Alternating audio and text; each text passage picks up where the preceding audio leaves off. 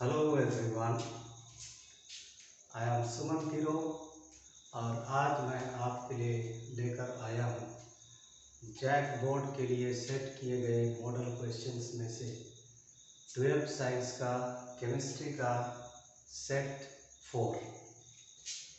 मुझे आशा ही नहीं पूर्ण विश्वास है कि आप अपनी अपनी परीक्षाओं की तैयारी में लगे हुए हैं। तो आपको हेल्प करने के लिए ये लेक्चर मैं आपके लिए ला रहा हूँ। ओके, सेक्शन ए से शुरू करते हैं।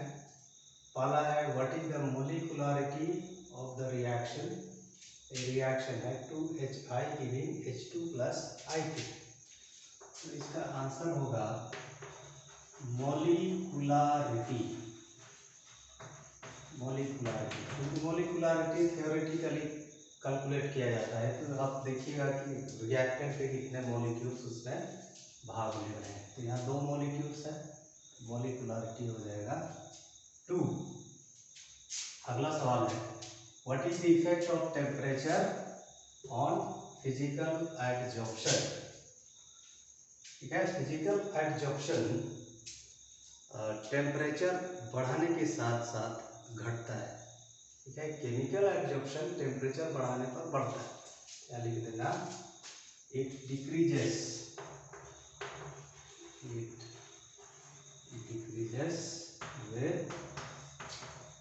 Increase in temperature. ओके, ठीक। तीसरा सवाल है right the ionization isomer of CONH3 5 times BrSO4। Okay, तो सबसे पहले तो समझना होगा कि आयोनाइजेशन आइसोमर्स होते क्या हैं। आयोनाइजेशन आइसोमर्स वैसे कोऑर्डिनेशन कंपाउंड्स होते हैं जिनका केमिकल कंपोजिशन सेम होता है, लेकिन they give different ions in their aqueous solutions। तो ऐसा अगर रहेगा सवाल तो क्या करना है, काउंटर आयन को अंदर ले जाना है और जो लिगांड कम संख्या में है उसको बाहर ले जाना है। तो क्वेश्चन नंबर 3 का आंसर होगा CONH3 5 टाइम्स। सल्फेट को अंदर ले आएंगे ना, स्क्वायर ब्रैकेट के अंदर, और ब्रोमीन को बाहर ले जाएंगे।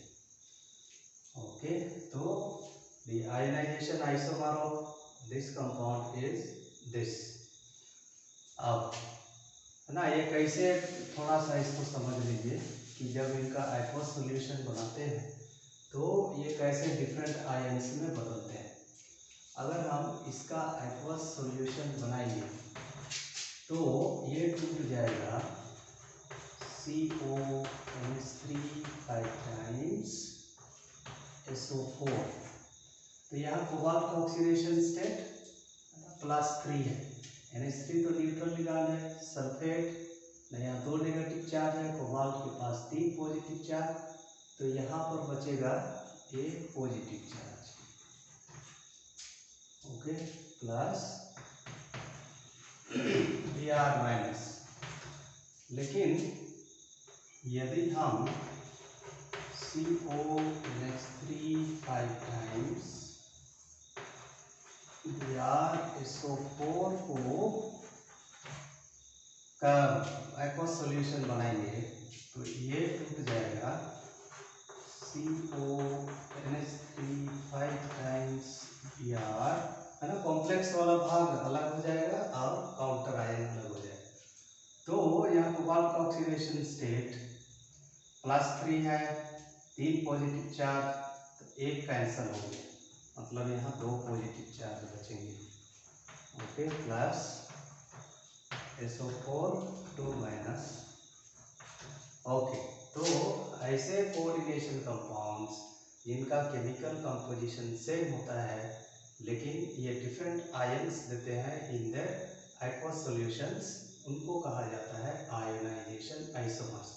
जैसे ना, ये कोऑर्डिनेशन कंपाउंड और ई, इनका केमिकल कंपोजिशन सेम है। कोबाल्ट है यहाँ, यहाँ भी कोबाल्ट है, नाइट्रोजन है, हाइड्रोजन, यहाँ भी हाइड्रोजन है, ब्रोमीन, यहाँ भी ब्रोमीन है, सल्फेट, यहाँ भी सल्फेट है।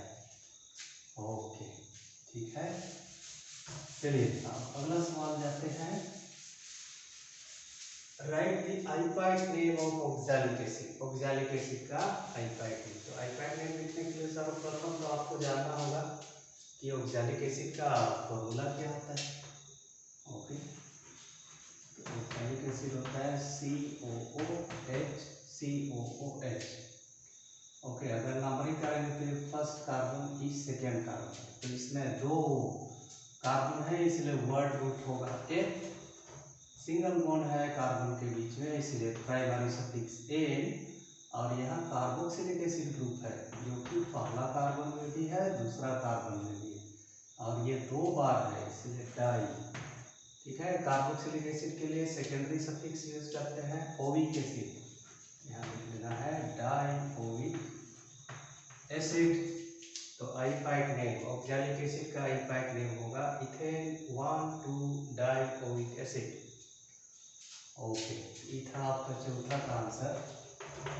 5वां सवाल है, name the vitamin responsible for coagulation of blood. रक्त का थक्का जमने के लिए कौन सा विटामिन रिस्पॉन्सिबल है? आप जानते हैं विटामिन के, ठीक है, विटामिन के। 5वां का आंसर होगा विटामिन के। राइट नेम, अगला सवाल, write name of A condensation polymer.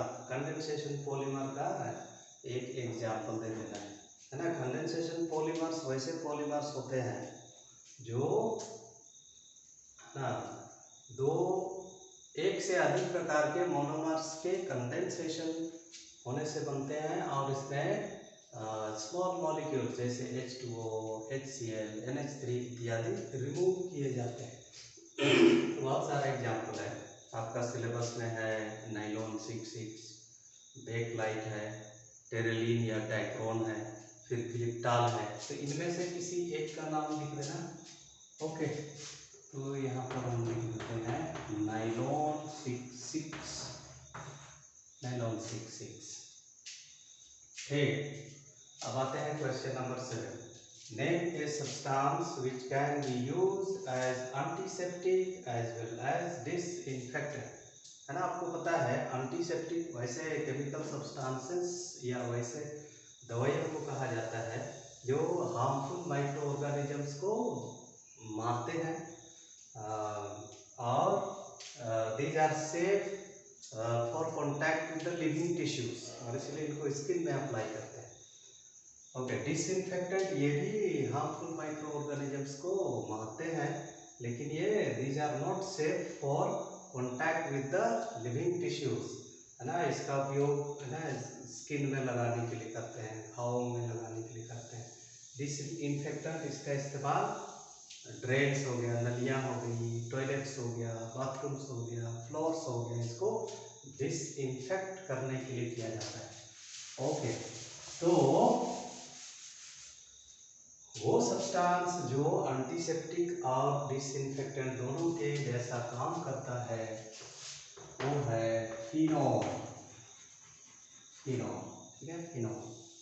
तो जब 0.2% सोल्यूशन ऑफ फिनॉल, फिनॉल का 0.2% सोल्यूशन ये काम करता है इंसेक्टिसाइड के जैसा।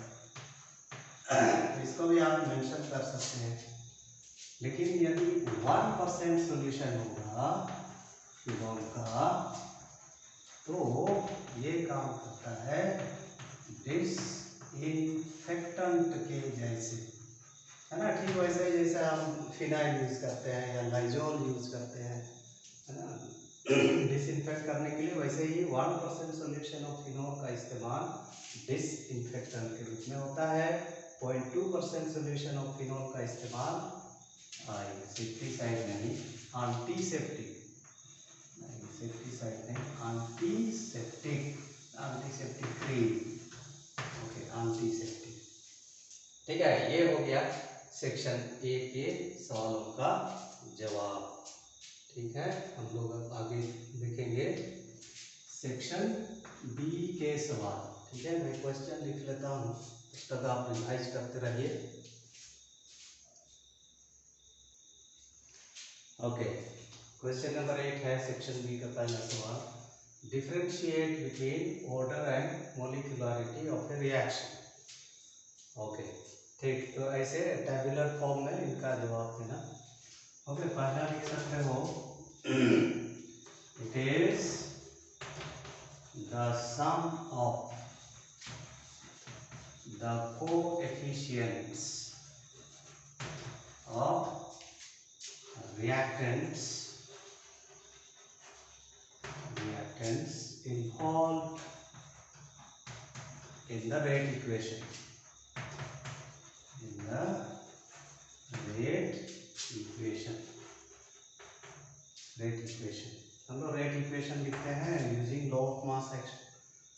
ओके, जैसे अगर रेट एक्सप्रेशन है रेट इक्वल टू के इंटू 8/2 इंटू बी, तो ऑर्डर हो जाएगा ना 2 + 1 = 3। ठीक है, ये समझाने के लिए बता रहा हूँ, इसको बनाने की आवश्यकता, लिखने की आवश्यकता नहीं है। ओके, इधर लिख देना मॉलिक्युलरिटी तरफ लिखना, it is the number of reactants that collide simultaneously मतलब एक साथ, simultaneously in a reaction। इसी रिएक्शन में नंबर ऑफ मॉलिक्यूल्स एक साथ टकराते हैं एक ही समय में, उसी को बोलते हैं मॉलिक्युलरिटी। ओके, दूसरा लिख सकते हो, इट इज determined एक्सपेरिमेंटली, ये एक्सपेरिमेंटली डिटरमिन किया जाता है। ओके, ये थ्योरेटिकली इट इज कैलकुलेटेड और डिटरमिन थ्योरेटिकली, सैद्धांतिक रूप से। ओके, ठीक है, तीसरा लिख सकते हो, ये 0 हो सकता है, 0 order reaction, it can be 0। ये 0 नहीं हो सकता है, इट कैनॉट बी 0। ओके, चौथा लिख सकते हो, ये फ्रैक्शनल भी हो सकता है, it can be fractional। ये फ्रैक्शनल नहीं हो सकता है, it cannot be fractional, cannot be fractional। Okay, okay, कितना अंतर पूछा है, ओके, कोई लिमिट नहीं है, तो कम से कम 3 अंतर तो लिखना।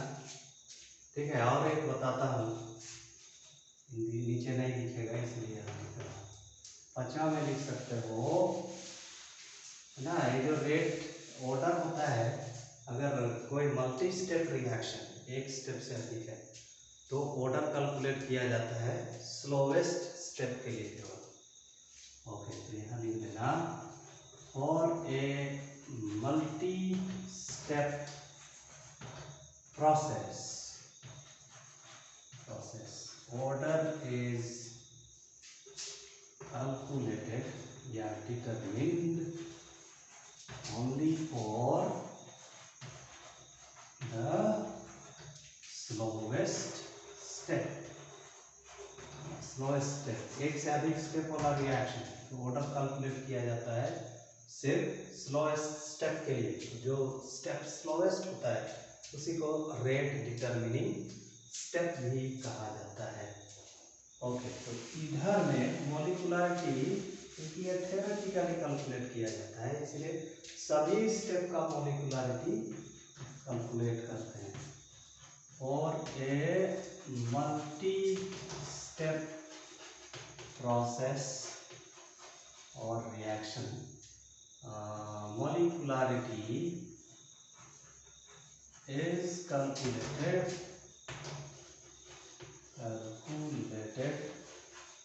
for all the steps, सभी स्टेप्स के लिए कैलकुलेट किया जाता है। ओके, ठीक है, ठीक। तो 8वां सवाल हो गया। आपको नोट बनाना होगा तो आप वीडियो को पॉज कर लेना और नोट बनाना, ठीक है। हम लोग जाएंगे 9th question. Okay, 9th question है distinguish between the terms adsorption and absorption. तो मिक्सअप नहीं करना है, एडसॉर्प्शन, एड और एब, ठीक है। एडसॉर्प्शन होता है सरफेस फिनोमिना, एब्जॉर्प्शन होता है बल्क फिनोमिना। ओके, तो इधर लिख देना, जैसे जिस क्रम में रहेगा वैसे ही लिखना। जैसे यहाँ एडसॉर्प्शन पहले है तो एडसॉर्प्शन को इधर लिखेंगे, फिर एब्जॉर्प्शन, ठीक है। पहला लिखना, it is a surface phenomena, ये सिर्फ सरफेस पर होता है, नॉमिनल, ठीक है। एब्जॉर्बेंट के सरफेस पर होता है। इधर में लिखना, it is a bulk phenomena, ये पूरे पदार्थ में होता है, बल्क फिनोमिना।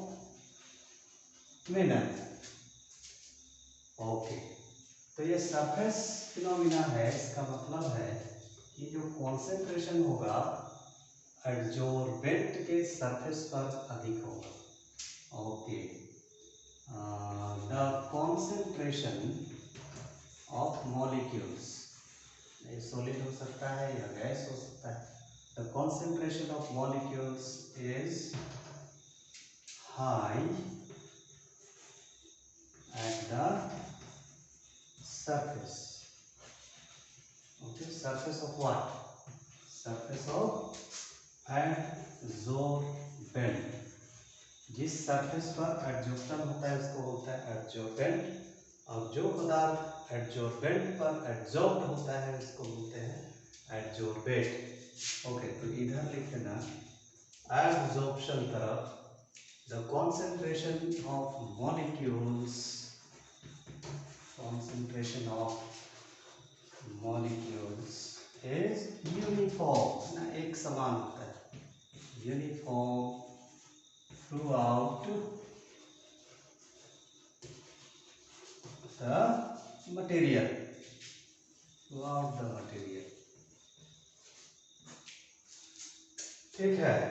तीसरा हो सकता है एडसॉर्प्शन, है ना, ये फास्ट होता है ना, it is a fast process, ये फास्ट होता है और ये स्लो होता है, इसको लिख देना, it is a slow process,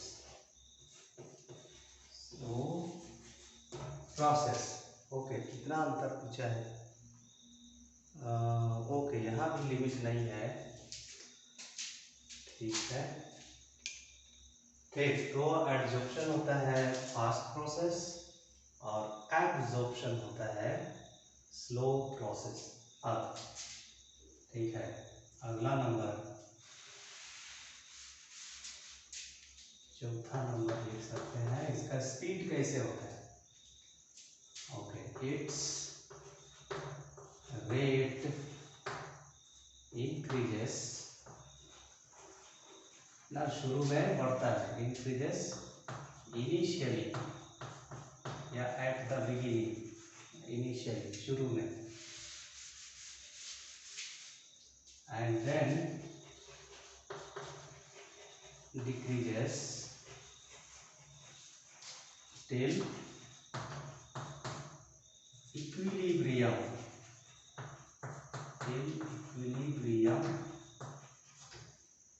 is attained।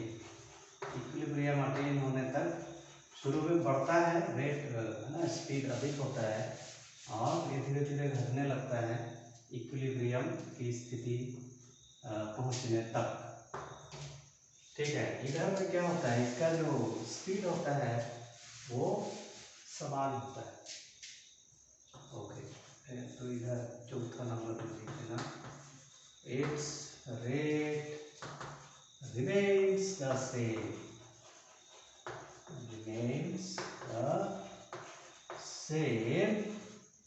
throughout the process, okay. ठीक, उसके बाद सवाल का अगला भाग है एग्जाम्पल लिखना है। तो 5वां नंबर में एग्जाम्पल लिख दें।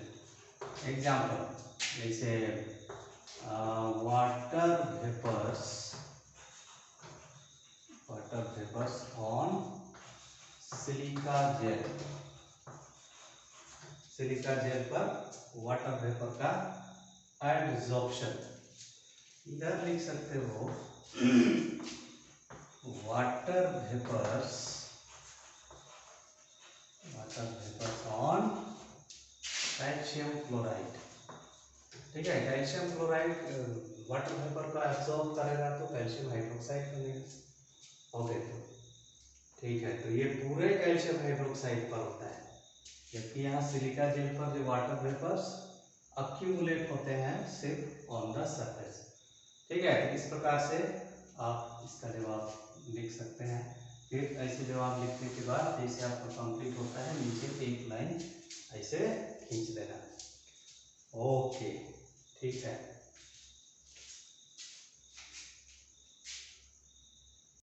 ठीक, क्वेश्चन नंबर 10 है, what is the oxidation number of central metal atom in each of the following. जो कोऑर्डिनेशन कंपाउंड्स हैं इनमें सेंट्रल मेटल एटम का ऑक्सीडेशन नंबर कैलकुलेट करना है। तो सबसे पहले तो आपको आइडेंटिफाई कर सकना है कि सेंट्रल मेटल एटम कौन है।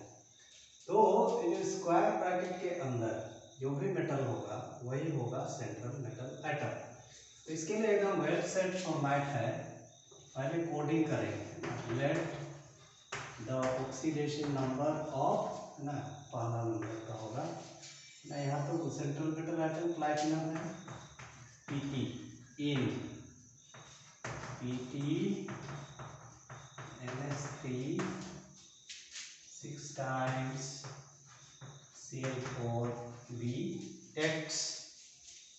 अब किसी भी कॉम्प्लेक्स में पॉजिटिव ऑक्सीडेशन स्टेट और नेगेटिव ऑक्सीडेशन स्टेट बराबर होता है, मतलब ओवरऑल जो ऑक्सीडेशन स्टेट होगा वो 0, क्योंकि number of positive charge is equal to number of negative charge. इसीलिए इट इम्प्लाइज Pt के जगह में हमने लिखा है Pt का x है, इसको x लिख देंगे प्लस NH3 6 टाइम्स है। ओके, जितना भी न्यूट्रल लिगांड होता है उनका ऑक्सीडेशन स्टेट 0 होता है, 0 लिखना। तो न्यूट्रल लिगांड में आपको क्या क्या जानना है, NH3 जानना है, H2O जानना है, कार्बन मोनोऑक्साइड जानना है और ethylene dioxide CH3 CH2 CH2 NH2। ठीक है, तो इनका ऑक्सीडेशन स्टेट होता है 0। और बाइडेंटेट लिगांड जैसे anionic bidentate ligand carbonate CO3 2- SO4 2- और C2O4 2-, कार्बोनेटो सल्फेटो और ऑक्सीलेटो, इनका ऑक्सीडेशन स्टेट होता है -2। बाकी जो लिगांड होता है उनका ऑक्सीडेशन स्टेट -1 होता है। ठीक है, 6 टाइम्स हो गया 0 प्लस यहाँ 4 क्लोरीन है 4, एक क्लोरीन का ऑक्सीडेशन स्टेट -1, इसको 0 से इक्वेट करना है, x के लिए सॉल्व करना है। तो एक हो गया x plus 0, 4 into -1 -4 equal to 0, x -4 equal to 0, x equal to होगा 4। ओके, फिर लास्ट में क्या करना है, डी कोडिंग करना है। Therefore the oxidation number of Pt in Pt NH3 6 times Cl4 equal to +4। ठीक है, ऐसे बना देना है, एकदम सहज है। केवल आपको जानना है कि कौन न्यूट्रल लिगांड है, कौन मोनोडेंटेड एनायोनिक लिगांड है, कौन बाइडेंटेड एनायोनिक लिगांड है। ठीक है, ठीक। तो हेक्साअमीन प्लैटिनम 4 क्लोराइड में प्लैटिनम का ऑक्सीडेशन स्टेट है +4। ठीक है, चलिए दूसरा नंबर जाते हैं इसमें। ओके, तो यहाँ central item, metal atom, square bracket के अंदर वाला मेटल आयरन, क्या लिख देना, आयरन। ओके, इसमें K3 तो काउंटर आयन है, FeCl6 बराबर X। ओके, ठीक है। तो K3 पोटासियम ग्रुप 1 का है। देखिए 99% में जो काउंटर आयन होगा, अगर कॉम्प्लेक्स एनायोनिक होगा तो काउंटर आयन पोटासियम होगा या सोडियम होगा, दोनों ग्रुप 1 का है, इसलिए इनका ऑक्सीडेशन स्टेट +1। ठीक है, तो इसमें 3 पोटासियम है, तो 3 गुना 1 पोटासियम का ऑक्सीडेशन स्टेट प्लस Fe का तो हमने माना है X प्लस 6 साइनाइड है, 1 साइनाइड का ऑक्सीडेशन स्टेट -1, इसको 0 से इक्वेट कर देंगे, ये होगा 3 + x 6 × -1 -6 = 0। तो x इक्वल टू हो जाएगा 6 - 3 या x बराबर होगा 3, और इसीलिए oxidation number of Fe in K3 FeCl6 equal to +3। ठीक है, इसीलिए इसका नाम है पोटासियम हेक्सासायानोफेरेट 3। ठीक, अब आते हैं तीसरा नंबर में। तो तीसरा नंबर में सेंट्रल मेटल आइटम है निकेल, तो यहाँ लिख देना nickel. Let the oxidation number of nickel in NiCO4 times, NiCO4 times Bx। Okay, अभी मैंने बताया कि न्यूट्रल लिगांड में है ना, 4 ही लिगांड, H2O है, NH3 है, कार्बन मोनोऑक्साइड है, इसको कार्बोनाइल बोलते हैं, और इथिलीन डाइऑन। तो Na का तो हमने X माना है, X + 4 × कार्बन मोनोऑक्साइड का ऑक्सीडेशन स्टेट 0, इसको 0 से इक्वेट करेंगे, तो ये हो जाएगा X + 0 = 0, तो X = 0, मतलब निकेल का ऑक्सीडेशन स्टेट इसमें NiCO4 टाइम्स में है 0। ओके, इसीलिए इसका नाम है टेट्राकार्बोनाइल निकेल 0। ओके, ठीक है, अब हम लोग जाएंगे अगला सवाल, क्वेश्चन नंबर 11। क्वेश्चन नंबर 11 है, how will you convert propanol to propene. Second number है ethanol to three hydroxy butanol. Okay, तो 11 का पहला हम बनाते हैं प्रोपेनॉल, इसका कॉमन नेम है एसीटोन। तो सबसे पहले इसको अल्कोहल में बदलेंगे। ओके, तो इसको अल्कोहल में बदलने के लिए, अल्डिहाइड या कीटोन को अल्कोहल में बदलने के लिए इसका पार्शियल रिडक्शन किया जाता है। रिड्यूसिंग एजेंट यूज करते हैं लिथियम अल्युमिनियम हाइड्राइड या H2Ni या NaBH4 या NaC2H5OH, इनमें से किसी भी रिड्यूसिंग एजेंट का आप इस्तेमाल कर सकते हैं। H4 तो क्योंकि कीटोन है इसलिए सेकेंडरी अल्कोहल में बदल देगा, CH4OH CH3। Propane two all में बदल गया। अब क्या करना है, इसको हमको बदल, इससे हमको H2O मॉलिक्यूल निकाल देना है। तो क्या करना है, कॉन्सेंट्रेट H2SO4 डिहाइड्रेटिंग एजेंट होता है एट 443 केल्विन, इसके साथ रिएक्शन करेंगे 443 केल्विन पर। तो यहाँ से OH हटेगा और यहाँ से एक हाइड्रोजन हटेगा और ये दोनों के बीच में डबल बॉन्ड, तो ये हो जाएगा CH3 CH double bond CH। ठीक है, कन्वर्शन में केवल मेन प्रोडक्ट्स को लिखते हैं। ओके, तो सबसे पहले कीटोन का, प्रोपेनॉन का पार्शियल रिडक्शन होता है जिससे आइसोप्रोपाइल अल्कोहल बनता है। इसको कॉन्सेंट्रेट H2SO4 के साथ रिएक्शन कराते हैं 443 केल्विन पर, तब बन जाता है प्रोपीन। तो यहाँ टेम्परेचर लिखना जरूरी है क्योंकि 413 केल्विन होगा तो ईथर बनेगा, इसलिए 443 केल्विन लिखना है।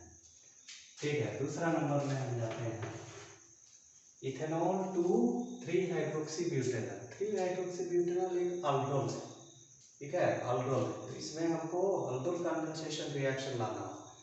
तो अल्डोल कंडेंसेशन तो होता है अल्डिहाइड और कीटोन का, वैसे अल्डिहाइड और कीटोन का जिसमें अल्फा हाइड्रोजन होता है, इसलिए इथेनॉल को पहले हमको बदलना होगा असीटाल्डिहाइड में। तो इसके लिए दो उपाय है। एक तो है कि इसको कॉपर के साथ हीट करेंगे 573 केल्विन पर, या इसको हम PCC या PDC के साथ ऑक्सीडाइज करेंगे तो ये बन जाएगा असीटाल्डिहाइड। फिर क्या करना है, इसका रिएक्शन डाइल्यूट NaOH के साथ करेंगे तो अल्डोल कंडेंसेशन होगा। अल्डोल कंडेंसेशन का प्रोडक्ट लिखने के लिए, ठीक है, सेट 1 में बता चुका हूँ। तो क्या करना है, CH3 C ई वाला डबल बॉन्ड O को OH में बदल देना है, H को इधर नीचे लिख देना है और सेकेंड मॉलिक्यूल से यहाँ से अल्फा कार्बन से एक हाइड्रोजन हटा करके जो बाकी बचेगा उसको हूबहू लिख देना है। तो यहाँ से एक हाइड्रोजन हटाएंगे तो बचेगा CH2 और या ये, ठीक है। तो यही है 1 2 3 4 3 हाइड्रोक्सी ब्यूटेनॉल।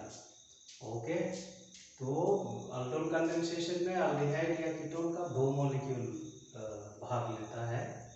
ओके, इसलिए अंडरस्टूड है। यहाँ जहाँ डाइल्यूट NaOH यहाँ के साथ रिएक्शन देखते हो समझ जाओ कि वो अल्डोल कंडेंसेशन है। ठीक है, ओके, अब आते हैं अगला सवाल। अगला सवाल है what are the hydrolysis products of sucrose lactose maltose. ठीक है, आपको पता है ये सुक्रोज लैक्टोज माल्टोज ये है डाइसैकराइड्स। अब डाइसैकराइड्स का फॉर्मूला एक ही जैसा होता है C12H22O11। तो इनको हाइड्रोलाइज करेंगे तो क्या क्या प्रोडक्ट बनेगा वही हमको बताना है। तो इसको आप क्या कीजिएगा, इसका इक्वेशन लिख दीजिएगा। ओके, तो पहला है सुक्रोज C12H22O11 प्लस H2O। तो ये या तो एंजाइम की उपस्थिति में होगा, इसका नाम है इन्वर्टेस, या कोई प्रोटोनिक एसिड की उपस्थिति में होगा। तो ये हो गया हमारा सुक्रोज। तो बनता है ग्लूकोज और फ्रक्टोज, दोनों का मॉलिक्यूलर फॉर्मूला सेम होता है। इधर ग्लूकोज और इधर नाम लिखते हैं ना फ्रक्टोज। ठीक है, ग्लूकोज को अल्डोहेक्सोज भी कहा जाता है, फ्रक्टोज को कीटोहेक्सोज भी कहा जाता है। ठीक है, फिर डी नंबर है लैक्टोज, इसका भी फॉर्मूला सेम होता है। Okay, plus H2O। तो यहाँ एंजाइम होता है लैक्टेस, एक ही जैसा नाम है। लैक्टोज का हाइड्रोलिसिस में जो एंजाइम यूज होता है, एंजाइम मतलब बायोलॉजिकल कैटलिस्ट। ओके, लैक्टोज और H+, ओके, लैक्टेस और H+, ये हो गया हमारा लैक्टोज। तो यहाँ भी फॉर्मूला तो सेम होता है C6H12O6 प्लस C6 H12O6। तो ये तो हो गया ग्लूकोज और इसका नाम है गालैक्टोज। लैक्टोज में गा जोड़ते हैं, ओके, गालैक्टोज। अब आते हैं number C, okay, maltose. Maltose का भी फॉर्मूला सेम है, वो यहाँ 11 होगा, वो 11, ओके, ये है माल्टोज। इसमें भी जो एंजाइम यूज होता है इसका नाम माल्टोज के जैसे ही है, माल्टेस और H+। तो इसमें माल्टोज का हाइड्रोलिसिस करने से सिर्फ ग्लूकोज बनता है, ठीक है, ग्लूकोज का 2 मॉलिक्यूल बनता है, ठीक है। तो इस प्रकार से इक्वेशन लिख देना और इनका प्रोडक्ट का नाम इसके नीचे लिख देना, ओके। तो ये हो गया question number 12। Question number 13, define the term polymerization, differentiate between natural and synthetic polymers, ठीक है। बहुलीकरण किसे कहते हैं उसको परिभाषित करना है, और प्राकृतिक और संश्लेषित बहुलक क्या होते हैं इनके बीच में अंतर लिखना है, ठीक है। तो आपको पता है कि पॉलीमराइजेशन होता है वही प्रोसेस जिसके द्वारा a large number of small molecules, जिनको मोनोमर्स बोलते हैं, are combined together to form a large molecule having high molecular mass, ठीक है। तो इसी को लिख लेते हैं यहाँ, ये है आपका क्वेश्चन नंबर 13, पॉलीमराइजेशन। पॉलीमराइजेशन, ठीक है, इसमें लिख लेना the process by which A large number of simple molecules, simple molecules या यहाँ लिख सकते हो स्मॉल मॉलिक्यूल्स, दोनों सेम है, स्मॉल मॉलिक्यूल्स। और इस स्मॉल मॉलिक्यूल्स पे आप क्या बोलते हैं, मोनोमर्स बोलते हैं, या ब्रैकेट में लिख सकते हो monomers, okay, combine together to form a large molecule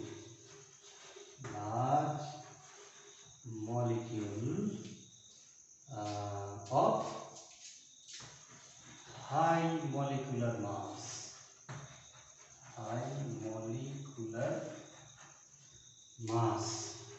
और वो large molecule of high molecular mass को क्या बोलते हैं, पॉलीमर बोलते हैं, polymer. Large molecule of high molecular mass is known as polymerization, is known as polymerization. फिर एक एग्जाम्पल दे देना, सिंपल एग्जाम्पल, इथीन का पॉलीमराइजेशन, ठीक है, इथीन का पॉलीमराइजेशन होने से बनता है polythene, CH2 single bond CH2 n times polythene, और यहाँ n इक्वल होता है 10,000 या उससे अधिक होता है, तो कैलकुलेट कर सकते हो, इसका मॉलिक्यूलर मास हो जाएगा 10,000 गुना 2 का 12 गुना 24 और इधर 2 2 4 28, 28 गुना 10,000, इतना विशाल कंपाउंड्स बनते हैं, okay. So polymerization is the process by which a large number of small molecules, which are known as monomers, combine together to form a large molecule of high molecular mass, which are known as polymers, and this process is called polymerization, ठीक। अब सवाल का दूसरा भाग, सवाल का दूसरा भाग है differentiate between natural and synthetic polymers. इसको भी दो कॉलम बना लेना, नेचुरल पॉलीमर्स और इधर लिख देना सिंथेटिक पॉलीमर्स, सिंथेटिक। ओके, तो इसको मिटा देते हैं। Synthetic polymers,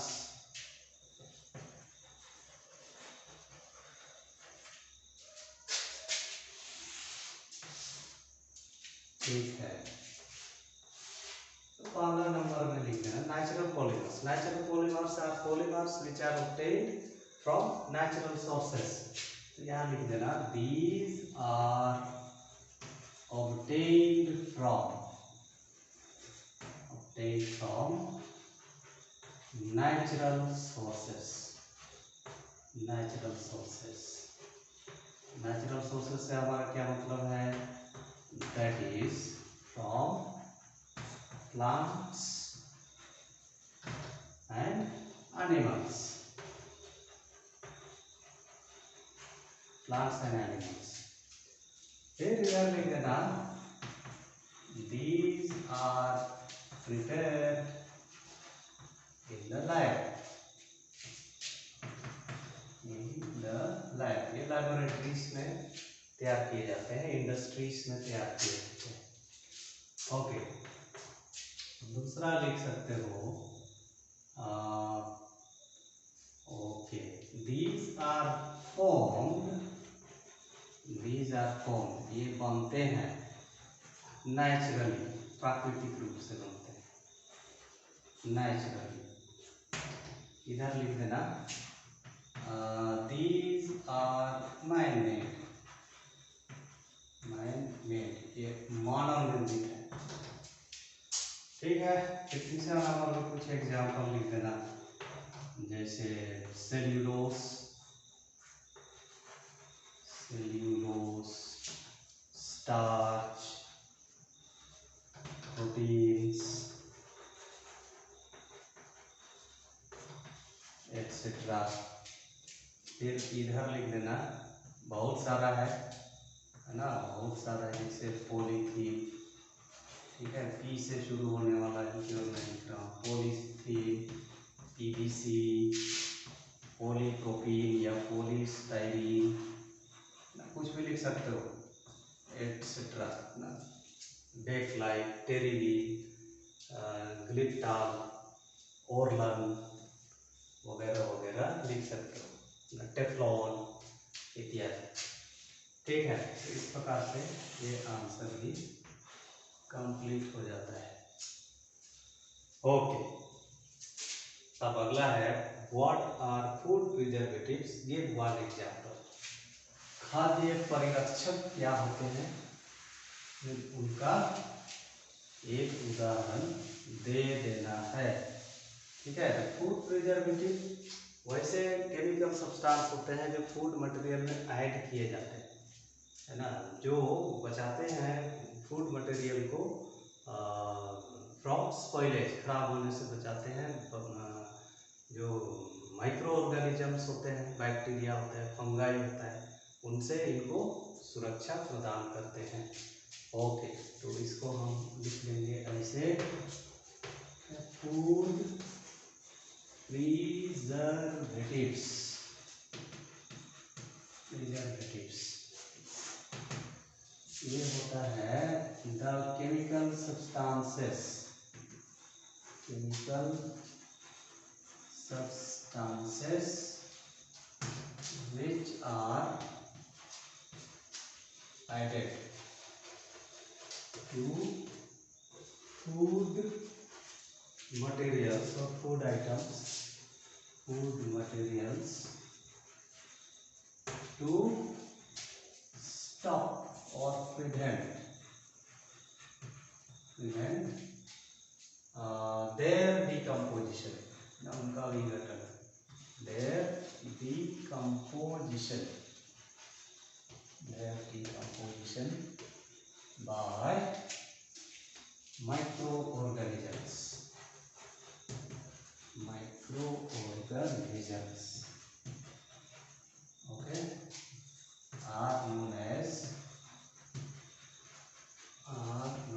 as food preservatives. Okay, फिर एग्जाम्पल लिख देना। एक एग्जाम्पल, फेमस एग्जाम्पल है, आप सभी ने इसको पिया है, ठीक है। ये कोल्ड ड्रिंक्स में मिलाया जाता है, कोल्ड ड्रिंक्स, बियर, इस सब में होता है सोडियम बेंजोएट, सोडियम बेंजोएट होता है। ओके, तो ये हो गया फूड प्रिजर्वेटिव का एक एग्जाम्पल। तो इस प्रकार से हमारा सेक्शन बी कंप्लीट हो जाता है। अब हमको देखना है सेक्शन सी। सेक्शन सी का पहला सवाल है ना, question number 15। A, derive the integrated rate equation for a first order reaction. B number है, a first order reaction is found to have rate constant K equal to 5.5 into 10 to the power minus 14 per second. Calculate half life of the reaction. ठीक है, चलिए पहला number को हम लोग बनाते हैं। तो आपको पता है फर्स्ट ऑर्डर रिएक्शन वैसे रिएक्शंस को बोलते हैं जिसका रेट केवल एक रिएक्टेंट के मोलर कॉन्सेंट्रेशन पर डिपेंड करता है। Okay, let us consider a first order reaction ना, हाइपोथेटिकल कोई फर्स्ट ऑर्डर रिएक्शन हम ले लेंगे ना। ए गिविंग प्रोडक्ट्स, ए बनाता है प्रोडक्ट्स, तो इधर लिख देना इनिशियल कॉन्सेंट्रेशन। इनिशियल कॉन्सेंट्रेशन, मान लिया कि इनिशियल कॉन्सेंट्रेशन है ए मोल पर लीटर, तो प्रोडक्ट का कॉन्सेंट्रेशन तो 0 होगा शुरू में। फिर इधर लिखना कॉन्सेंट्रेशन आफ्टर टाइम t। मान लिया प्रोडक्ट का कॉन्सेंट्रेशन x मोल पर लीटर है, तो रिएक्टेंट का कॉन्सेंट्रेशन होगा initial concentration minus concentration of product, इतना मोल पर लीटर। ओके, फिर इसका रेट एक्सप्रेशन लिख देना है, दोनों ही कॉन्सेप्ट परिभाषा के अनुसार और लॉ ऑफ मास एक्शन के अनुसार। तो रेट बराबर हो जाएगा minus D A by D T equal to, अगर लॉ ऑफ मास एक्शन के अनुसार लिखेंगे तो होगा ए ए। ओके, अब यहाँ ए के बदले में लिख देंगे कॉन्सेंट्रेशन आफ्टर टाइम टी, तो ये हो जाएगा minus D A minus X by D T equal to के इंटू ए माइनस एक्स। फिर इसको एक्सपांड करना है, minus D A by D X, minus into minus plus D x by D T, ये बराबर होगा के इंटू ए माइनस एक्स। अब ये minus D A by D x नहीं डी टी, तो इसको नेग्लेक्ट कर देना है, तो ये हो जाएगा D X by D T equal to A into A minus x.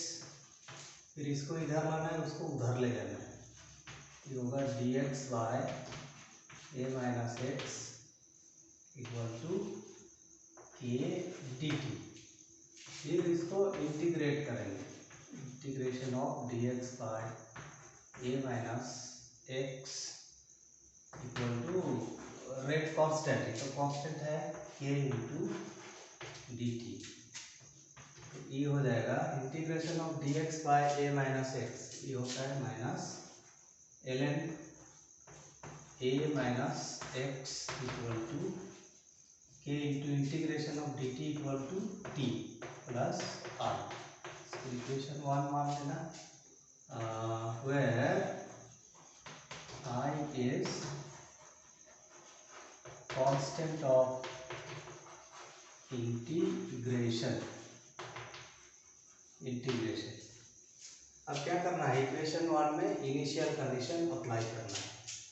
मतलब शुरू में अर्थात जब t बराबर 0 होता है, ठीक है, t इक्वल टू 0, तो प्रोडक्ट का कॉन्सेंट्रेशन 0 होता है, x इक्वल टू 0 होता है।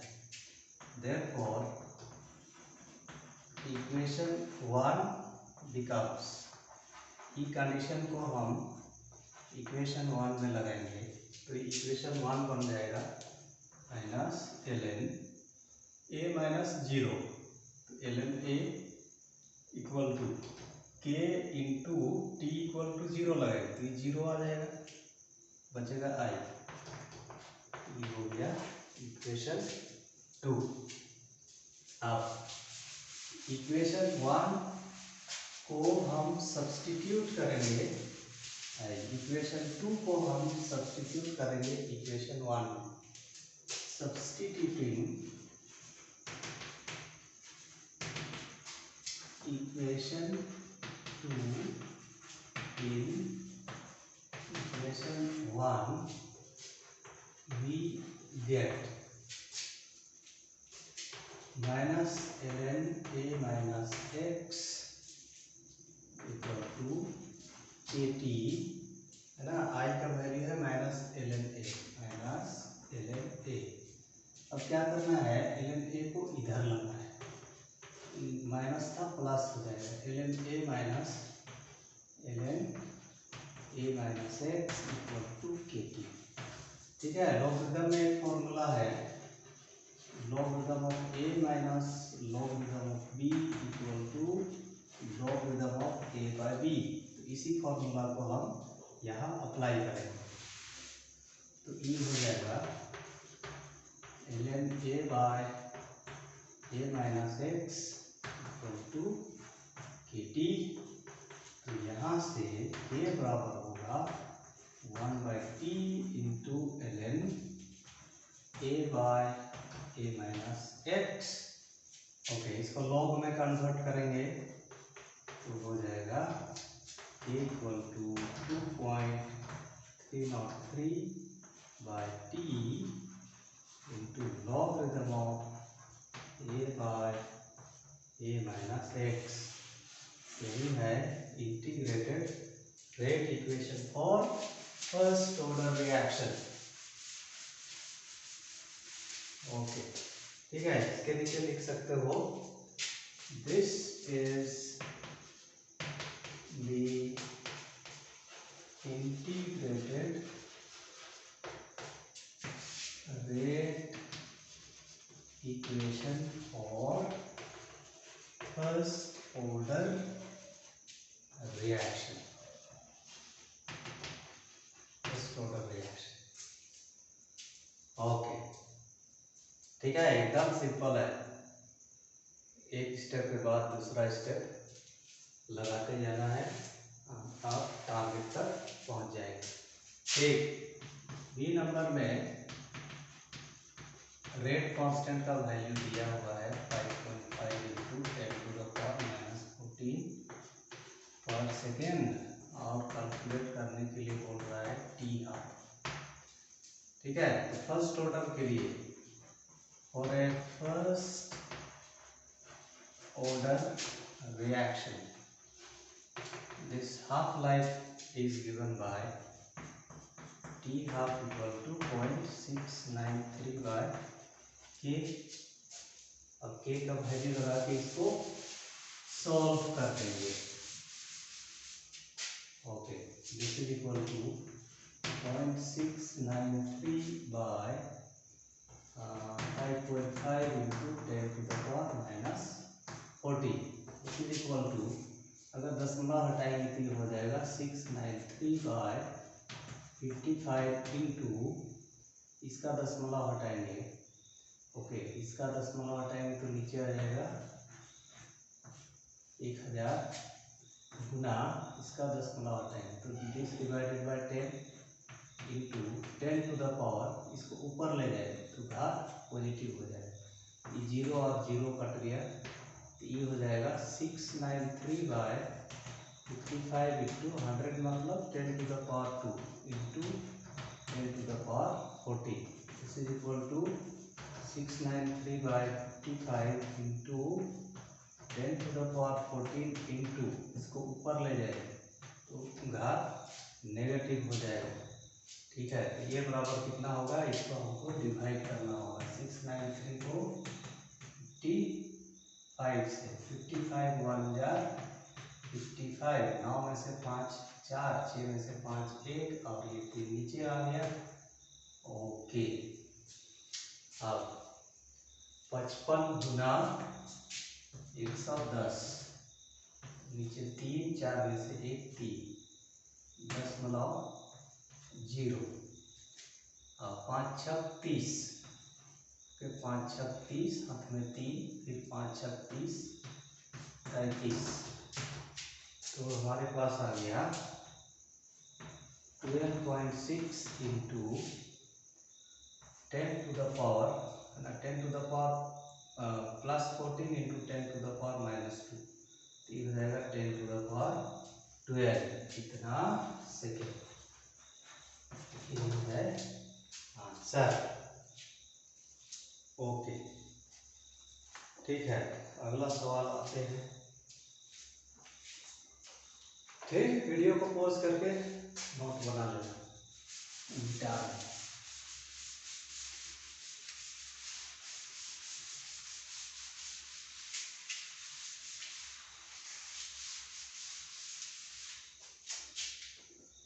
ओके, क्वेश्चन नंबर 16 है, कंप्लीट द फॉलोइंग।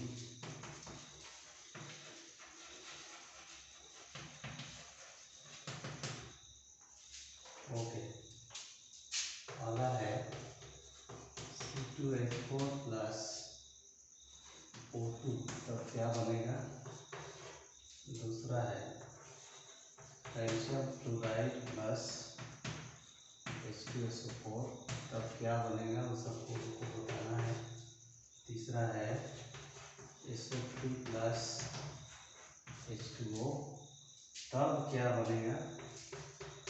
चौथा है I2 plus 6H2O plus 5Cl2, तब क्या बनेगा। और पांचवा है 4Al प्लस 3O2, तब क्या बनेगा। ठीक है, आपको पता है किसी भी हाइड्रोकार्बन को ऑक्सीजन में जलाते हैं तो कार्बन डाइऑक्साइड और जल बनता है। यहाँ लिख देना है CO2 प्लस H2O। अब इसको बैलेंस करना है, यहाँ 2 कार्बन है तो यहाँ पर 2 लिख देंगे, 4 हाइड्रोजन है, इसको 4 करने के लिए यहाँ 2 लिखे, 2 दूना 4 और 2 6 ऑक्सीजन, यहाँ 3 लिख देंगे। CaF2 प्लस H2SO4, ठीक है, द्विविस्थापन अभिक्रिया, इसको इधर इसको उधर, तो ये होगा CaSO4 plus HF2HF। Sulphurous acid को पानी में घोलने से बनता है, ओके, सल्फर ट्राइऑक्साइड को पानी में घोलने से बनता है सल्फ्यूरस एसिड। ओके, अब यहाँ आते हैं I2 plus 6H2O plus 5Cl, तो यहाँ पर तो HCl तो बनेगा ही, प्लस पर आयोडिक एसिड HiO3। अब इसको हम बैलेंस करेंगे, यहाँ 5Cl2 दिया है तो 10 क्लोरीन है, यहाँ पर 10 लिख देंगे। आयोडीन 2 बार है तो यहाँ पर 2 लिख देंगे। तो अब देखते हैं बराबर हुआ कि नहीं। 6 दूना 12 हाइड्रोजन, यहाँ 10 हाइड्रोजन, यहाँ 2 हाइड्रोजन, 10 2 12, 2 आयोडीन 2 आयोडीन, एक ओके ऑक्सीजन 6O, 2 3 जा 6 ऑक्सीजन।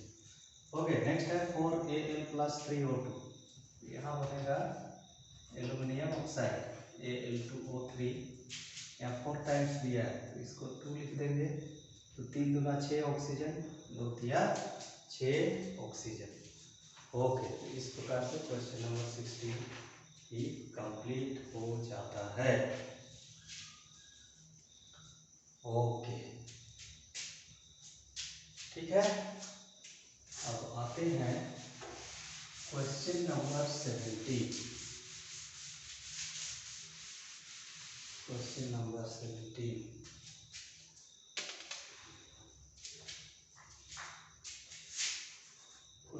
17 है right short notes on the following. Short note लिखना है, ठीक है।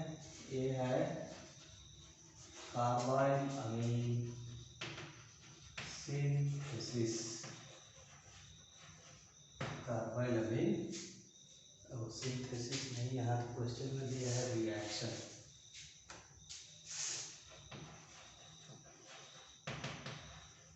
कार्बाइल अमीन रिएक्शन, ठीक है। तो ये जो कार्बाइल अमीन रिएक्शन है, ये प्राइमरी अमीन का रिएक्शन, चाहे वो अलिफटिक हो या अरोमेटिक हो। तो जब प्राइमरी अमीन को क्लोरोफॉर्म और अल्कोहलिक केओएच के साथ हल्का गर्म करते हैं तो एक बहुत ही खराब गंध देने वाला प्रोडक्ट बनता है, जिसको बोलते हैं आइसोसाइनेट। और इसी रिएक्शन को कहा जाता है कार्बाइल अमीन रिएक्शन। ओके, तो यहाँ लिख लेना when A primary amine is, हल्का गर्म किया जाता है ना, warm with chloroform and alcoholic. Alcoholic की जगह में इथेनॉलिक भी लिख सकते हैं, क्योंकि जो अल्कोहलिक जो होता है वो इथेनॉल होता है। Alcoholic KOH, then a very unpleasant smelling product, बहुत खराब गंध वाला प्रोडक्ट, अब बेहोश होने जैसा लगता है इसका गंध से। Very unpleasant smelling product known as isocyanide. वो अनप्लेजेंट स्मेलिंग प्रोडक्ट होता है आइसोसाइनाइड, या इसको कार्बाइल अमीन भी बोलते हैं, इसीलिए इसका नाम पड़ा है carbyl amine reaction. Isocyanide is form, ठीक है। तो इधर लिख देना this reaction is known as carbyl amine reaction, ठीक है। फिर इसका जनरल इक्वेशन लिख देना RnH2 plus chloroform CH3 plus alcoholic KOH को हल्का गर्म करेंगे वार्म। तो क्या करना है, प्रोडक्ट लिखते समय ये हाइड्रोजन को हटा देना है, कार्बन को इधर लाना है, RNC प्लस। अब ये क्लोरीन कहाँ जाएगा, पोटासियम के साथ जाएगा, KCl प्लस। ओके, इधर OH है, H2O। तो यहाँ 3 क्लोरीन है यहाँ, तो यहाँ लिख देना 3, और 3 तो पोटासियम में 3 हो जाएगा, यहाँ 3 लिख देना। और हाइड्रोजन कितना होगा, 2 3 और 3 6, तो यहाँ 3H2। फिर कोई एक एग्जाम्पल लिख देना, कोई भी primary amine, simplest primary amine, methyl amine plus CHCl3 plus 3KOH alcoholic warm, तो CH3NC plus TKCl plus 3H2, है ना, मिथाइल आइसोसाइनेट बनेगा। अलिफाटिक लो या अरोमेटिक लो, जैसे अगर अनिलीन लेते हैं C6H5NH2 plus CHCl3 plus KOH alcoholic warm, तो यहाँ बन जाएगा phenyl isocyanide plus ACl plus H2O। Okay, परिभाषा लिखना, ये क्या है इसको बताना, फिर जनरल रिएक्शन, फिर उसके बाद कोई एक एग्जाम्पल, हम आपको यहाँ 2 एग्जाम्पल दिए हैं, कोई एक एग्जाम्पल लिख लेना। ओके, बी नंबर है Stephens reduction. Okay, Stephens reduction. B number है स्टीफन्स रिडक्शन।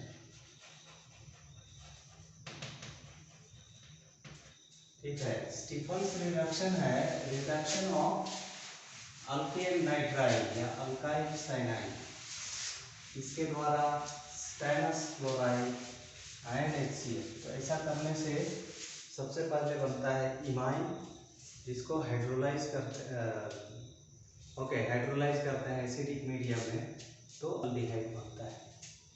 तो यह अल्डिहाइड बनाने का मेथड है किससे? अल्काइल साइनाइड से। ओके, व्हेन अल्काइल साइनाइड ना, अल्काइल साइनाइड के बदले में अल्केन नाइट्राइल भी लिख सकते हो, is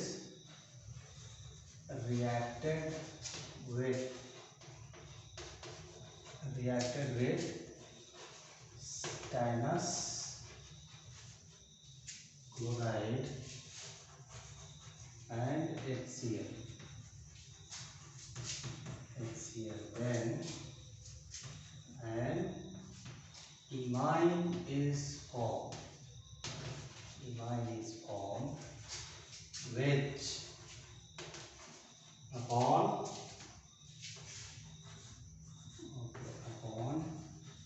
hydrolysis in acidic medium gives forms an aldehyde.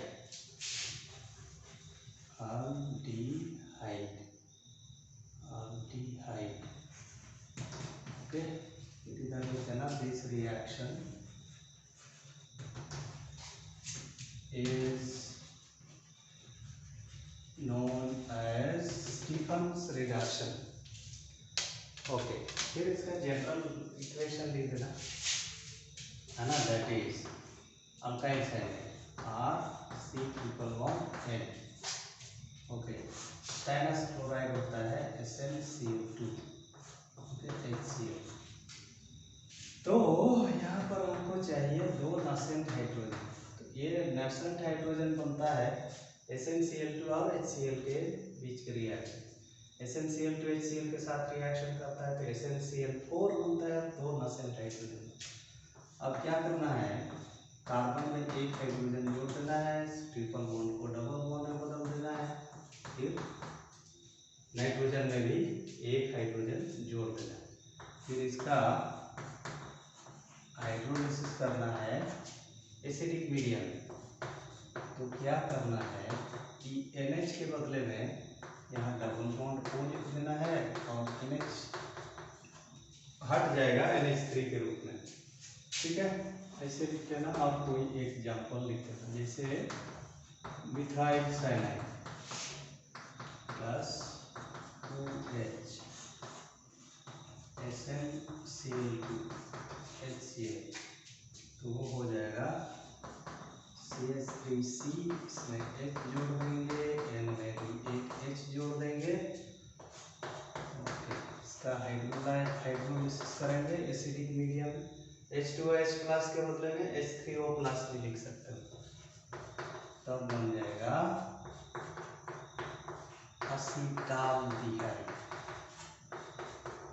असीटाल्डिहाइड।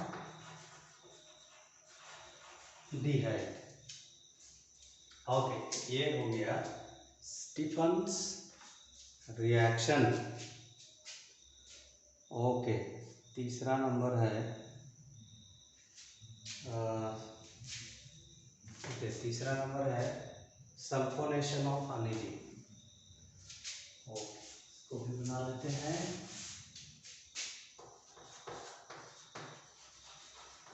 Sulphonation of अनिलीन, sulphonation मतलब substitution of one hydrogen atom of benzene ring with sulfonic acid group, sulfonic acid group। Okay, तो यहाँ लिखना aniline reacts with sulfuric acid with H2SO4 to form anilinium hydrogen sulfate, anilinium hydrogen sulfate, which upon heating at 455 to 475 Kelvin gives sulfanilic, okay, sulfanilic acid। This reaction, okay, sulfanilic acid, यहाँ this reaction में लिखना पड़ेगा, ठीक है। फिर इसका equation, okay, तो ये हो गया आपका अनिलीन। इसको हम रिएक्शन कर रहे हैं H2SO4 से, तो ये एसिड है ना, H+ लूनार है, तो यहाँ पर नॉन पेयर ऑफ इलेक्ट्रॉन है। जो H2SO4 है ये डिसोसिएट करेगा H++ HSO4 माइनस, तो ये H+ यहाँ जुड़ेगा, ठीक है। तो ये हो जाएगा NH3+, अभी प्लस हो गया, इसको न्यूट्रलाइज करने के लिए ये HSO4 भी यहीं पर जुड़ जाएगा, HSO4 माइनस। तो यही है अनिलीनियम हाइड्रोजन सल्फेट,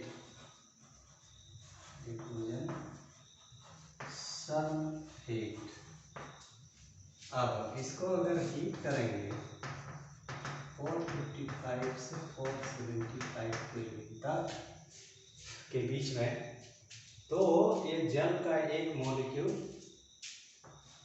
का त्याग करेगा और बनाएगा सल्फानिलिक एसिड। ओके, इसी का नाम है सल्फानिलिक एसिड। अगर आईपाइक नेम की बात करें तो मेन प्राइमरी फंक्शनल ग्रुप ये होगा 1 2 3 4 amino benzene sulphonic acid.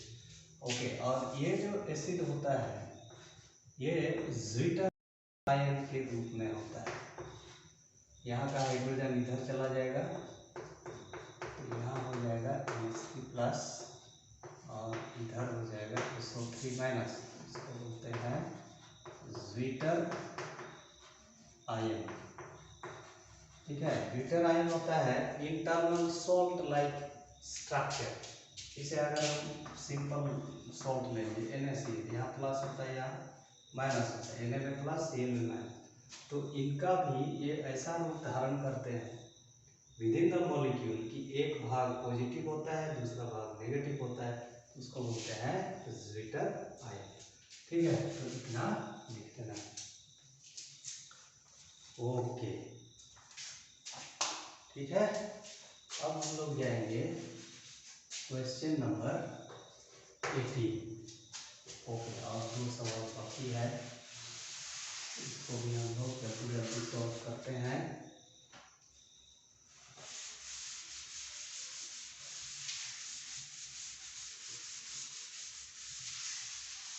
Okay, 18 है कंप्लीट द फॉलोइंग रिएक्शन। पहला है इथाइल बेंजीन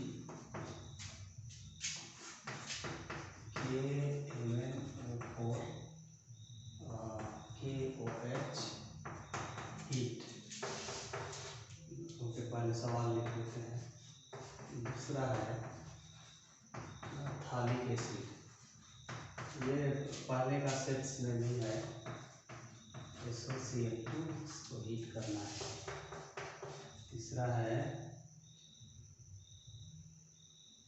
ओके, एक अल्डिहाइड ग्रुप है और दूसरा कार्बोक्सिलिक एसिड ग्रुप है। इसको NaCl और HCl के साथ रिएक्शन कराना है। चौथा है बेंजामाइड का हाइड्रोलिसिस करना है एसिडिक मीडियम में H3O+। और पांचवा है बेंजोइक एसिड का रिएक्शन करना है कॉन्सेंट्रेट HNO3 और कॉन्सेंट्रेट H2SO4 के मिक्सचर के साथ। ठीक है, ये एक्चुअली 11वां क्लास का है। ठीक है, अगर बेंजीन रिंग में कोई भी अल्काइल ग्रुप है उसको अल्कलाइन हॉट KMnO4 के साथ रिएक्शन कराते हैं तो ये अल्काइल ग्रुप चाहे वो कितना भी बड़ा क्यों ना हो, ये बदल जाता है COOH में। तो हमारा प्रोडक्ट होगा बेंजोइक एसिड। ओके, ठीक है, जहाँ पर ये है उसी में लिख देना बेंजोइक एसिड। अब बाकी जो कार्बन होगा वो CO2 के रूप में जाएगा और हाइड्रोजन जाएगा H2O के रूप में। तो यहाँ 3 तो 5 हाइड्रोजन है, एक तो इधर है तो इधर लिख देंगे 5 हाइड्रोजन, तो यहाँ 2 लिख देंगे, 2 गुना 4। ओके, टेक लिया। तो ई बन गया बेंजोइक एसिड। ठीक, दूसरा है phthalic acid. Phthalic acid SOCl2 thionyl chloride के साथ कार्बोक्सिलिक एसिड का रिएक्शन होता है तो यहाँ OH की जगह में Cl आ जाता है। ठीक है, एसिड क्लोराइड बनता है। तो क्या करना है, OH की जगह में लिख देना है Cl दोनों तरफ प्लस SO बन जाएगा SO2 और Cl तो दोनों इधर चला गया प्लस H2O। इसको बोलते हैं थालोइल क्लोराइड। थालोइल क्लोराइड। ठीक, अब आते हैं इसका रिएक्शन। तो यहाँ इसमें कुछ नहीं करना है, केवल यहाँ चेंज करना है। ठीक है, तो इसको क्या करना है, कुछ नहीं करना है। COH, यहाँ C डबल बॉन्ड O है तो C डबल बॉन्ड O को OH कर देना है। फिर यहाँ पर एक हाइड्रोजन तो है ये है, फिर यहीं पर Cl को जोड़ देना है Cl। ओके, फिर इधर बनेगा NaCl साथ में। तो वैसा कंपाउंड इसमें एक ही कार्बन में OH ग्रुप भी होता है, Cl ग्रुप होता है, इसको बोलते हैं सायानोहाइड्रिन। यहाँ लिख देना, अगर नाम लिखना चाहो तो सायानोहाइड्रिन। ओके, ठीक है। अब बेंजामाइड का हाइड्रोलिसिस करेंगे तो NH2 के जगह में OH आ जाएगा। ठीक है, यहाँ लिख देना COOH benzoic acid plus NH3। अब यहाँ पर है, ये तो है नाइट्रेटिंग मिक्सचर, मतलब नाइट्रेशन रिएक्शन होगा। बेंजीन रिंग के एक हाइड्रोजन का विस्थापन नाइट्रो ग्रुप से होगा। अब ये जो COH है, चाहे वो COH हो, अल्डिहाइड हो, कीटोन हो, ये सब मेटा डायरेक्टिंग होते हैं।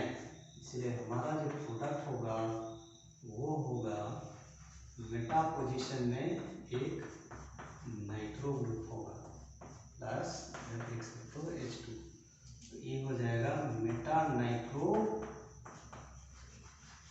बेंजोइक एसिड या 3 नाइट्रो बेंजोइक एसिड। ओके, ठीक है। तो इसके साथ ही ये क्वेश्चन नंबर 18 भी कंप्लीट हो जाता है। अब हम लोग पहुंच गए last question, last question.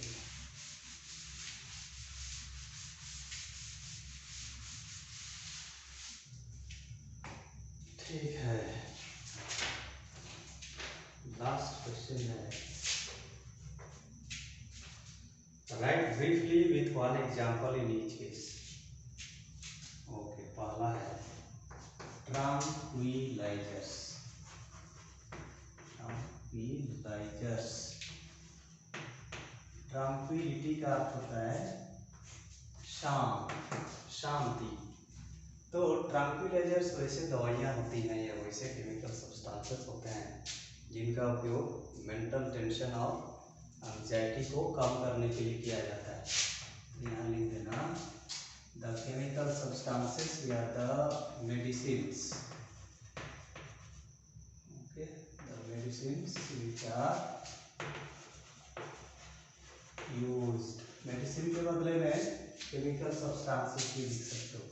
The medicines which are used for reducing or relieving mental tension and anxiety, बेचैनी, इन सबसे छुटकारा पाने के लिए जो दवाओं का इस्तेमाल होता है उसको बोलते हैं tranquilizers. Mental tension and anxiety are called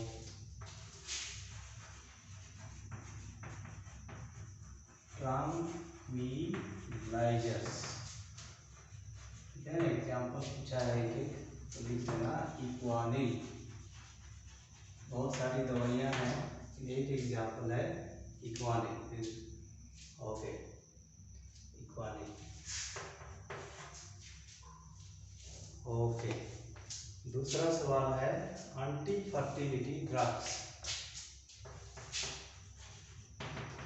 anti fertility drugs ना, गर्भ निरोधक दवाइयाँ। ओके, एंटी फर्टिलिटी ड्रग्स वैसे केमिकल सब्सटेंसेस होता है जिसको बर्थ कंट्रोल के लिए यूज किया जाता है। ओके, तो यहाँ लिखना, the chemical substances which are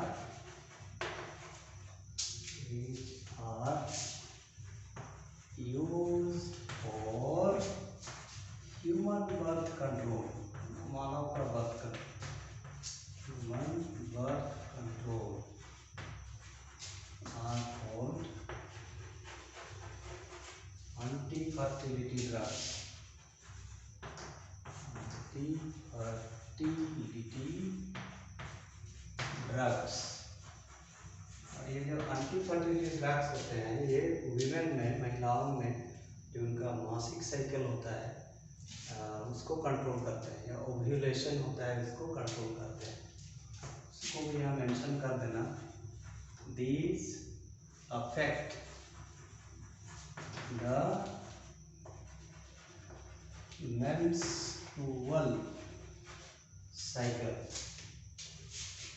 menstrual cycle and ovulation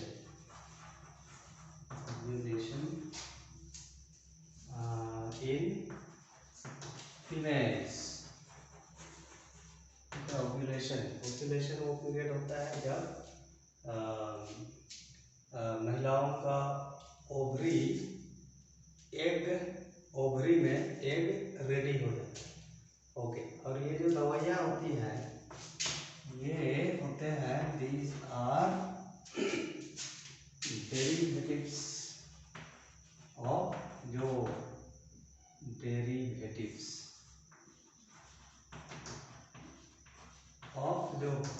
female sex hormones होते हैं उसी के ये डेरिवेटिव्स होते हैं, derivatives of oestrogen and progesterone, है ना, ये सब फीमेल सेक्स हार्मोन्स है, इन्हीं का डेरिवेटिव्स होता है। और मेल सेक्स हार्मोन होता है टेस्टोस्टेरोन। ओके, तो एग्जाम्पल में लिख देना, इथाइनाइल एस्ट्राडायोल, इथाइनाइल एस्ट्राडायोल। या अगर ये याद नहीं होगा तो लिख देना जो मार्केट में अवेलेबल है, जैसे सहेली है, मालाटी है, आईपील है, इनको भी लिख सकते हैं। Okay, so anti-fertility drugs are the chemical substances which are used for human birth control. Okay, these affect the menstrual cycle and ovulation in females। अभी तक पुरुषों के लिए एंटी-फर्टिलिटी ड्रग्स का इजाद नहीं हुआ है, और ये होते हैं derivatives of oestrogen and progesterone, क्योंकि फीमेल सेक्स हार्मोन्स होते हैं। ओके, एग्जांपल है इथाइनाइल एस्ट्राडायोल। ओके, ठीक है, अब हम लोग इस सेट को का हल समाप्त करने वाले हैं।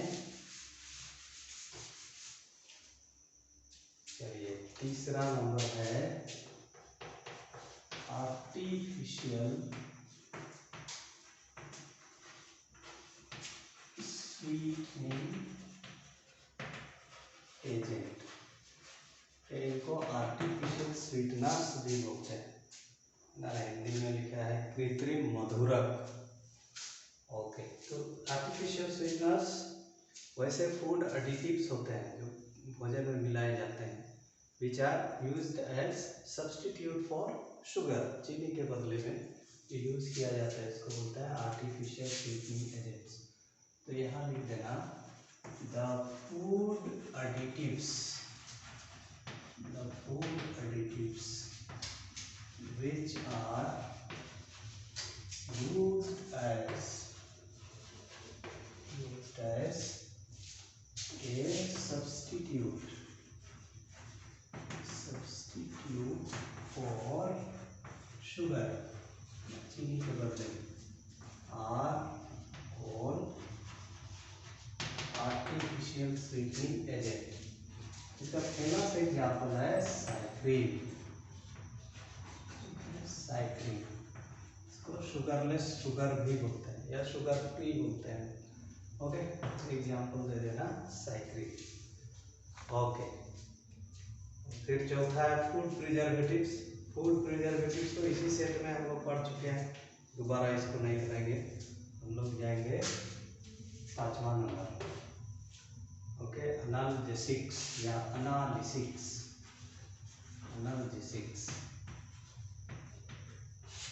हिंदी में बोलते हैं पीड़ाहारी। तो ये वैसी दवाइयाँ होती हैं या वैसे केमिकल सब्सटेंस होते हैं जो दर्द को हटाने के लिए यूज की जाती है। इसको लिख देना द केमिकल सब्सटेंसेस और द ड्रग्स और द मेडिसिन्स, कुछ भी लिख सकते हो। ओके, मेडिसिन से ड्रग्स भी लिख सकते हो। The chemical substances which are used for relieving लिख सकते हो या removing भी हो सकते हो। relieving body pains are called analgesics। Okay, example है ना, अधिकांश डॉक्टर जो दवा प्रेस्क्राइब करते हैं वो होता है डाइक्लोफिनाक सोडियम या डाइक्लोफिनाक पोटाशियम। ठीक है, शरीर दर्द करता है तो यही वाला दवा डॉक्टर लोग लिखते हैं। सिर दर्द में नहीं, सिर दर्द में तो पैरासीटामोल दिया जाता है। अगर ये याद नहीं होगा तो पैरासीटामोल भी लिख सकते हो। ओके, तो इस प्रकार से हमारा सेट 4 कंप्लीट हो जाता है। उम्मीद है कि इससे आपको हेल्प मिला। अगर आपको हेल्प मिला तो इसे अपने दोस्तों को भी शेयर कीजिए ताकि उन्हें भी हेल्प मिल सके। ठीक है, सबों को आगामी परीक्षाओं के लिए best of luck. May God bless you. Bye.